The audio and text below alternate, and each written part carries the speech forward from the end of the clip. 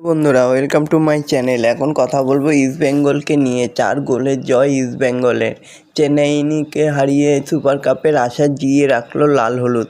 Super কাপের মরণবাচন ম্যাচে চেন্নাই এফসিকে 4-0 গোলে হারালো ইস্ট বেঙ্গল। লাল হলুদ ফুটবলারদের আগ্রাসী ফুটবলের সামনে দাঁড়াতে পারল না চেন্নাইয়ের দলটি।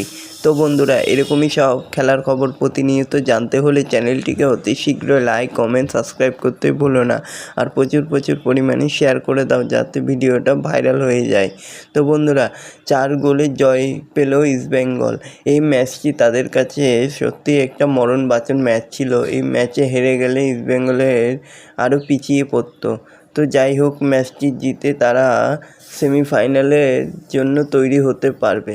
সুপার কাপের প্রথম ম্যাচে ডেম্পোর কাছে আটকে গিয়ে চাপে ছিল ইস্ট বেঙ্গল। মঙ্গলবার চেন্নাই এফসিকে 4-0 গোলে হারিয়ে প্রত্যাবর্তন ঘটালো অস্কার ব্রোজের দল। ইস্ট বেঙ্গলের হয়ে জোড়া গোল করলেন বিপিন সিংহ। তবে দলকে প্রথমবার এগিয়ে দেন আর্জেন্টিনার ডিফেন্ডার কেভিন সিভিলে। গোল করলেন জাপানি স্ট্রাইকার। প্রথম থেকেই আগ্রাসী ফুটবলে চেন্নাইকে কোণঠাসা করে দেওয়ার পরিকল্পনা করেছিলেন ব্রোজো। মাঠে নেমে তারা পরিকল্পনা বাস্তবায়িত করেছেন মহেশ সিংহ, মোহাম্মদ রাশিদ, সাউল ক্রেসপোরা। চেন্নাইয়ের আক্রমণাত্মক মেজাজে শুরু করলেও ইস্ট বেঙ্গলের আগ্রাসী মনোভাবের সামনে রক্ষণাত্মক হতে বেশি সময় নেয়নি। সুযোগ কাজে লাগিয়ে মাঝমাঠ দখল করে নেন লাল হলুদের ফুটবলাররা। প্রথমার্ধের শুরুতেই 7-8 মিনিটের পর থেকে খেলা হয়েছে মূলত একপেশি হয়ে গেছিল যেন।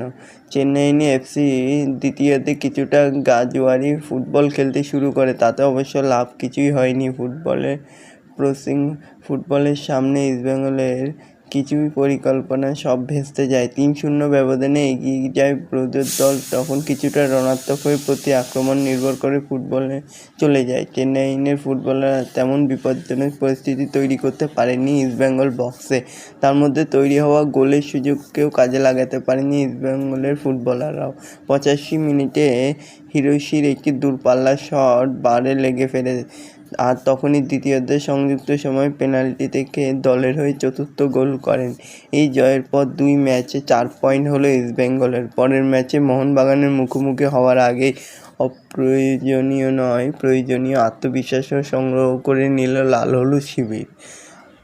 তো বন্ধুরা, এরকমই সব খেলার খবর প্রতিনিয়ত জানতে হলে চ্যানেলটিকে অতি শীঘ্রই লাইক, কমেন্ট, সাবস্ক্রাইব করতে ভুলো না। আর প্রচুর পরিমাণে শেয়ার করে দাও যাতে আমার 4000 ঘন্টা ওয়াচ টাইম খুব শীঘ্রই পূর্ণ হয়ে যায়। আর ভিডিওটাকেও ভাইরাল করে